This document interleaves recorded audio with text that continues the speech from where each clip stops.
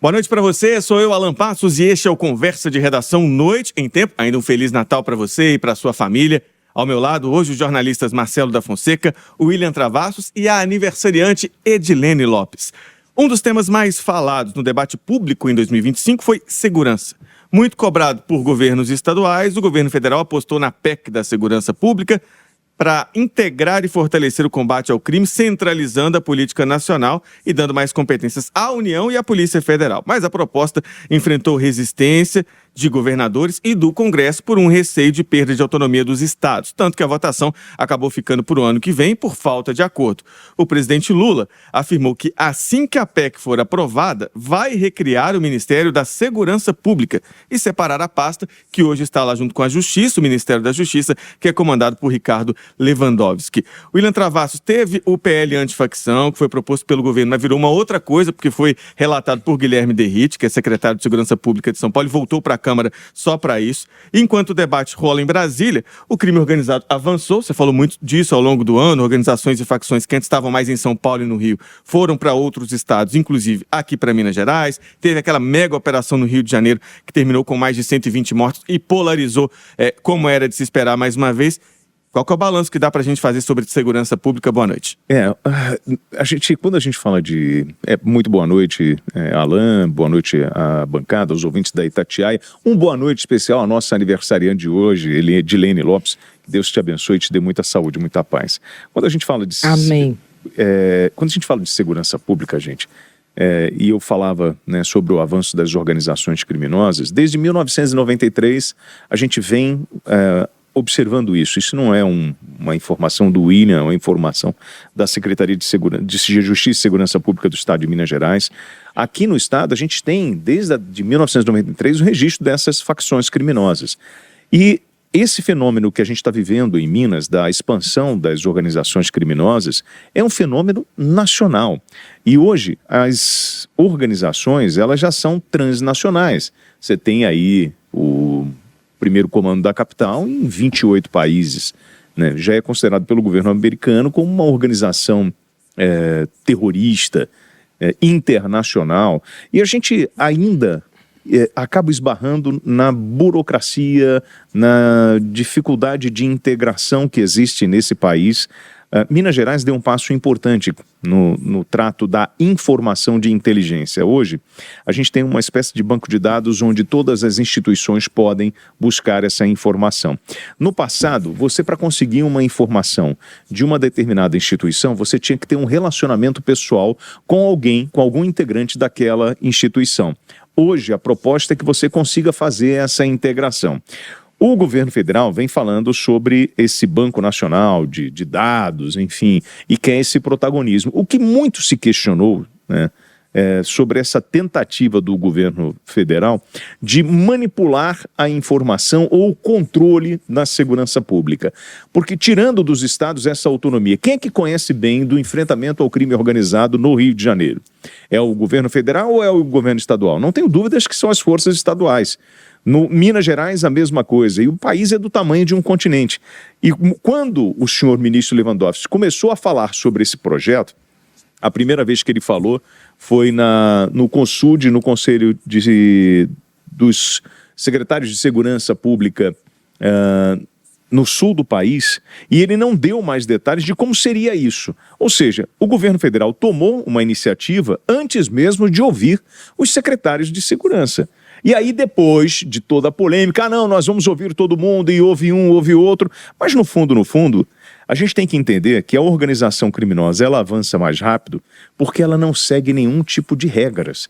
E o Estado precisa seguir regras. O que nós tivemos no Rio de Janeiro foi um confronto armado de guerra, com o resultado de 122 mortos, com um cenário que você não tem nenhum registro no país, né, do que aconteceu ali, uma coisa completamente fora do normal, de um exército armado confrontando forças estaduais. Ou não foi isso? Os caras estavam com roupa camuflada, com granadas, com fuzis, em área de mata, trocando tiro com o Estado. Você conhece algum lugar do mundo onde não tem guerra que acontece isso? Num perímetro urbano? Então, assim, é um grande desafio para o governo federal, um grande desafio para todos nós, para todos os estados da federação, e esse tema vai pautar, não tenho dúvidas, o debate para 2026. Ô Edilene, o governo apostou nessa PEC da segurança pública, como o Travassos disse, demorou um pouquinho a ter um diálogo mais direto ali com os estados, e no Congresso isso acabou ficando para o ano que vem. Assim como ficou também, no final das contas, o PL antifacção, porque ele teve algumas mudanças no Senado, então tem que ser votado de novo na Câmara, e deixaram tudo para 2026. Enquanto isso, quem não quer seguir lei, quem não quer seguir regra, vai avançando e por aí vai. É um atraso nesse debate, ou é porque é um tema complexo mesmo, que tudo ficou para o ano que vem? Parabéns para você, né? Um feliz aniversário, que seja um novo ano de vida maravilhoso. Muito obrigada, Alan. Boa noite aos amigos debatedores. Pois é, na verdade, esse é um assunto que deveria ter tido uma solução há muito tempo, uma solução integrada entre estados e o governo federal. Só que com o Brasil muito polarizado, a proposta está parada única e exclusivamente porque há guerra entre a direita e a esquerda. Todo mundo quer ser o pai dessa criança. O presidente Lula sabe que esse vai ser um assunto que vai balizar as eleições de 2026 e a direita tem muito mais domínio sobre o debate da segurança pública do que a esquerda tem. Então, na tentativa de protagonizar essa pauta, o governo federal apresentou uma PEC, uma proposta de emenda à Constituição, que é a PEC da segurança, que acabou não sendo pautada ainda na Câmara dos Deputados depois de ter sido aprovada de forma desvirtuada, segundo o governo, de acordo com a proposta original. Foi para o Senado, teve suas correções, na verdade isso aconteceu com o PL antifacção, que foi para o Senado, voltou e está na Câmara dos Deputados aguardando votação. A PEC da segurança sequer saiu da Câmara dos Deputados. O governo tem uma expectativa positiva de aprovação, e eu conversei com o líder do PSB, que é o partido do Geraldo Alckmin, o Jonas Donizete, que entra no lugar do Pedro Campos, já que todo ano muda de líder cada partido, e ele disse que o Hugo Mota teve uma conversa muito produtiva com o presidente Lula e que acredita que essas pautas serão colocadas em votação, embora haja muita divergência entre a direita e a esquerda, tanto sobre o PL antifacção quanto sobre a PEC da segurança pública. Como um tema importante, o governo quer aprovar antes de 2026, antes das eleições de 2026, para ter esse trunfo nas mãos na época das eleições. Mas, muito possivelmente, é um debate que pode se arrastar. O governo tem expectativa positiva, mas é uma pauta bem polêmica que o governo não conseguiu passar de 2025 como era o grande plano. O governo passou as pautas econômicas e os projetos da segurança pública, que serão o mote das eleições de 2026, acabaram ficando para o ano que vem. Alan. Marcelo, é um fato que a segurança vai ser um dos temas mais usados no debate das eleições do ano que vem, isso é claro. Mas como é que a gente está terminando 2025? Com algum avanço? Teve coisas positivas? O governo apresentou uma proposta diante das cobranças que foram feitas. É uma proposta boa ou foi uma proposta só para dizer que apresentou algo e no final das contas deixou a situação ainda pior no termo de debate sobre a segurança? Boa noite, bem-vindo. Boa noite, Alan Passos. Feliz Natal para todos, Feliz Natal para os nossos ouvintes. Parabéns para a aniversariante Edilene. Eu acho que a eleição de 2026 contaminou muito, as discussões no Congresso sobre a questão da segurança. Nós vimos que cada hora que algum lado fazia alguma proposta, o outro reagia, com alguma outra proposta ou com críticas. O WT citou a questão da PEC da segurança, que foi um dos casos curiosos. Antes dela começar a ser discutida, ela já estava sendo alvo de crítica. Eu lembro que o governo federal ele convocou os governadores para apresentar, para discutir, antes mesmo de elaborar o projeto, para ouvir dos governadores o que eles queriam. E alguns governadores não foram. Por exemplo, o governador Romeu Zema. Então, como vários governadores já estão em campanha para o ano que vem, e aí além do Zema a gente tem o Ronaldo Caiado em Goiás, o Tarcísio a gente não sabe ainda se vai ser candidato à presidência ou não, Ratinho Júnior, o Eduardo Leite no Rio Grande do Sul, todos esses governadores já estão fazendo uma pré-campanha.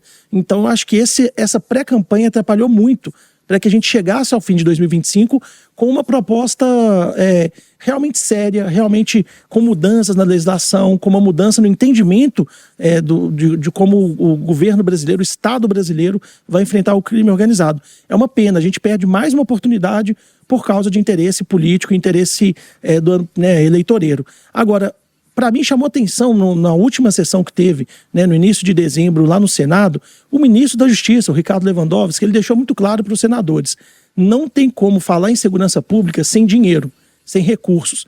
E aí o ministro até alfinetou o Haddad, o ministro da Fazenda. Teve um corte no orçamento e a segurança perdeu mais de 400 milhões de investimentos que teria para fazer. Não tem como comprar equipamentos para fazer o combate nas fronteiras. Não tem como pagar salários para que os policiais consigam fazer sua atividade de forma digna.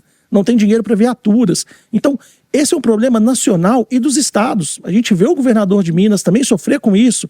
Os policiais cobram muitos reajustes. A gente viu durante esse ano, né, alguns memorandos entregues em alguns batalhões pedindo para reduzir o gasto de gasolina. Então, como que a gente vai realmente falar de forma séria de segurança pública, sendo que uma viatura não tem dinheiro para poder rodar? Eu acho que, tirando toda essa espuma, né, da disputa política, o que ficou para mim em 2025 é, se não tiver investimento, dinheiro sério, a segurança no Brasil vai continuar muito fraca e aí quem sofre mais é a população. Bom, e aí deixa eu dar um pitaco aí no que o Marcelo falou sobre a postura do Zema em não ir nesse primeiro encontro lá. Eu lembro de uma fonte me dizendo o seguinte: William, na verdade, eles querem enfiar goela abaixo um projeto do governo federal sem antes discutir com a gente. Então esse texto já estaria pronto, é uma coisa que ninguém foi consultado. Então acho que essa postura do Zema em não ir, eu acho que isso foi importante, até para dizer, não, nós não concordamos, calma, a gente tem que discutir. Até porque o problema está dentro do Estado, somos nós que estamos enfrentando. O Marcelo toca no ponto, segurança pública é uma coisa cara, gente, não é uma coisa barata. E o governo não consegue fechar essas contas. Nós temos déficit, né, no sistema de vagas, no sistema penitenciário. Você tem falta de efetivo nas polícias civil, militar, polícia penal. Isso precisa de grana, de dinheiro. E aí, a gente vai ter que discutir isso em 2026 para saber o seguinte, lembrando que a gente até o primeiro semestre de 2026 a gente tem que pagar 65% das emendas, não é isso, Marcelo? 38 bi, né? 38 bilhões. E os senhores deputados, senadores vão transferir isso para as suas bases eleitorais. Aí eu pergunto aos senhores, a gente não poderia estar investindo em segurança pública, com investimento em sistema prisional, criando vagas, mudando o sistema, reformando as unidades? Eu lembro que o Estado de Minas Gerais gastou 120 e poucos milhões para 200 vagas, vem reformando aí as unidades prisionais e mesmo assim nós temos um déficit de 28 mil vagas. Então assim, a gente pode falar de segurança pública, mas para mudar a segurança pública, a gente vai ter que mudar o pensamento de como destinar a verba que nós temos hoje no país. Ô WT, mas como que o governador vai falar não, vai criticar, se ele sequer foi no encontro? Eu entendo vários, eu acho que o governador Romeu Zema, como pré-candidato, legitimamente fazendo uma pré-campanha, defendendo as propostas deles, criticando o presidente Lula em vários pontos que é preciso criticar. Agora, não participar de um debate, você perde a oportunidade até mesmo para apontar o caminho. Até mesmo para falar, olha, presidente Lula, isso aqui que você está querendo, você está tirando o poder do Estado, isso não vai funcionar. Então, ao não ir ao debate, acho que todo mundo perde. Eu lembro desse fato, Marcelo, e a gente falou sobre isso, acho que aqui no Conversa de Redação, e depois eu fui entender que era assim, era uma maneira de protestar, porque o que eles queriam, na verdade, é enfiar a goela abaixo dos estados o modelo que eles estão querendo implantar. Então iam controlar toda a informação, todo o enfrentamento vai ficar por conta do governo federal? Tá, e a gente está falando de verba, Marcelo, tem isso também, sabe? A gente tem que entender o que está por trás do jogo, quem é que vai dominar, ou qual é o maestro que vai dizer o que tem que ser feito. Edilene, quer fechar o assunto? Posso passar para o próximo tema aí com você? Pode passar, Alan. Até porque a gente falou sobre segurança e falou muito dentro do tema segurança sobre dinheiro. Até porque não dá para fazer um cuidado com uma área tão importante se não tiver grana. E falando sobre economia, nesse 2025, muita gente diz que a economia que dita os rumos do país, especialmente as eleições presidenciais, nesse ano pré-eleitoral o governo não conseguiu reduzir a taxa de juros do país, que até então culpava o presidente do Banco Central, trocou o presidente do Banco Central, mas a taxa de juros ficou lá em cima. Mas tenta emplacar a imagem de crescimento econômico, com mercado de trabalho aquecido e menor desemprego da história, fala em inflação controlada e alta na arrecadação. Ponto esse que também gera polêmica, porque o governo é muito criticado por ter sido muito focado na questão de aumento de impostos. E também, Edilene, seguiu apostando nos programas sociais, dizendo que aí não são gastos, são investimentos em justiça social. Gás do Povo, Bolsa Família, e conseguiu passar a ampliação da isenção da faixa de renda lá da faixa conseguiu, né, ampliar essa isenção para quem ganha até R$5 mil por mês no imposto de renda. E aí, como é que a gente pode terminar essa avaliação de 2025 economicamente do governo e os gastos com os programas sociais? Pois é, Alan, o presidente Lula comemorou durante o tradicional café da manhã que ele faz com a imprensa, às vezes por muitas vezes no ano. Esse ano ele realizou pouco, mas fez um balanço do final de ano e ele comemorou que o governo aprovou 99% das pautas econômicas no Congresso Nacional e considerou que isso é uma vitória. Fato é que mesmo tendo tido essa aprovação no orçamento, por exemplo, agora os parlamentares conseguiram colocar mais 10 bilhões de reais para pagamento de emendas e cortaram um pouco dos recursos previstos para programas considerados prioritários para o governo, como por exemplo o Gás do Povo. A grande vitória do Palácio do Planalto durante esse ano foi de fato a aprovação da redução do imposto de renda para a faixa até R$5.000. Era uma promessa de campanha do presidente Lula. Todos sabiam também que essa aprovação viria um ano antes das eleições, porque isso fica mais fresco na cabeça do eleitor, mas muitos desafios ainda existem. O governo conseguiu um orçamento robusto, apostou em seus produtos, apostou em seus programas e, segundo o presidente Lula, é a divulgação desses programas que vai garantir que ele seja reeleito. Ele falou claramente que, independente do adversário, ele deve ser reeleito presidente do Brasil para mais um mandato à frente da presidência da República. Ou seja, o balanço que Lula faz nesse momento é um balanço positivo. Mas em 2026, todos sabem que os desafios são grandes e que, dependendo do candidato, se ele for muito competitivo, se nesse discurso, principalmente relacionado ao antipetismo, que ainda é muito forte no Brasil, o Brasil tem hoje 3 grandes forças: o lulismo, o bolsonarismo e o antipetismo. E se a gente considerar esse cenário global, são 2 forças contra o presidente Lula, o bolsonarismo e o antipetismo. Por mais que a presidência da República diga que tem o que apresentar, vai ser um embate muito provavelmente duro para o presidente Lula no ano que vem. Ô Marcelo, tem uma ala que taxa o governo como gastão, né, que sem se preocupar com as contas públicas. Muitos memes com o Tachad, né, o ministro da Economia, por aumentar imposto, tentar propor isso toda hora, e o governo bate firme nessa história de estar fazendo justiça social e cuidar de quem mais precisa. Nessa balança, ela fica mais pesada para qual lado ou está tudo dentro do mesmo caldeirão?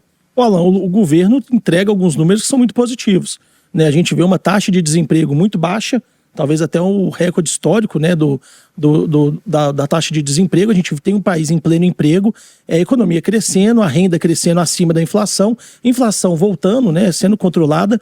Então o governo Lula ele pode celebrar vários números da economia. Agora, a impressão que eu tenho é que muitos dos problemas já estão contratados lá para frente. E a gente já viveu isso muito em 2014, durante o governo Dilma Rousseff. 2014 foi um ano muito positivo e vários especialistas alertaram que os problemas estavam sendo empurrados para 2015. E quando chegou 2015, a gente viu uma crise econômica astronômica, né? Então, eu acho que o ministro Fernando Haddad, ele já largou um pouco a questão do cuidado com as contas e está pensando apenas na eleição. Ele já está trabalhando como um coordenador de campanha do presidente Lula. Então a gente vê, quando ele lançou o arcabouço fiscal, vamos ser rígidos, né? Avisou para o mercado que vai conseguir conter gastos. Na prática, ele não conseguiu fazer isso. E aí os gastos foram ficando extras, né, fora do arcabouço. Então vai ter um programa para o gás, 20 bilhões, tira do arcabouço. Essa parte fora do arcabouço está ficando cada vez maior. E aí isso é de interesse do governo, mas também é de interesse do Congresso, porque os deputados também vão pedir votos no ano que vem. Então todo mundo quer gastar mais, quer conseguir voto, e está todo mundo empurrando com a barriga um problema que provavelmente vai chegar em 27, seja qual for o presidente. Eu vejo isso com preocupação. Agora, o brasileiro não costuma calcular muito na frente, não, sabe? Então, com o pleno emprego, com a economia crescendo, talvez é o que o Lula precise para ser reeleito ano que vem. Ô Travassos, na primeira metade do mandato, Lula falou muitas vezes que era hora de arrumar a casa, reconstruir o que tinha sido bagunçado no governo Bolsonaro e que a segunda metade era para fazer a colheita. Então, terminamos o primeiro ano dessa segunda metade. Teve uma colheita boa e se teve aqui... Pergunta para a turma da Ambiental se o Lula conseguiu entregar tudo aquilo que ele tinha prometido. O Lula é isso, ele vai prometer, ele é tem uma ótima forma de se comunicar com as pessoas, ele vai contando histórias e você vai pegando. Olha, você falou uma coisa ainda há pouco, e a gente está falando, o país tem uma dificuldade de grana, concorda comigo? A gente tem esse problema, e é cada vez mais estimulando o consumo, transformando o Estado cada vez no Estado mais forte. Quanto mais Estado na vida do ser humano, mais imposto ele tem que pagar. Não tem como ser diferente. Alguém tem que pagar essa conta. E aí o Lula, você disse aqui, o presidente Lula afirmou, ainda hoje no tema da segurança, o presidente Lula afirmou que assim que a PEC for aprovada, vai recriar o Ministério da Segurança Pública e separar a pasta que hoje já está junto com o Ministério da Justiça, hoje comandada pelo ministro Ricardo Lewandowski. Ou seja, ele vai criar um novo ministério?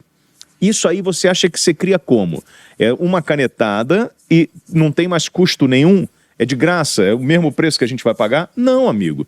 Para ter mais um ministério, precisa de ter mais dinheiro, mais cargos, mais ministros. E aí isso é o governo do PT. Ele cria um monte de bengala para a sociedade. Toma aqui, ó, toma as bengalinhas, vamos viver, eu não vou arrumar agora. A gente vai estimular o consumo, porque a gente vai arrecadar mais. E aí é uma bola de neve. E você fica olhando para ver. Assim, ele só tem um objetivo: ganhar a eleição.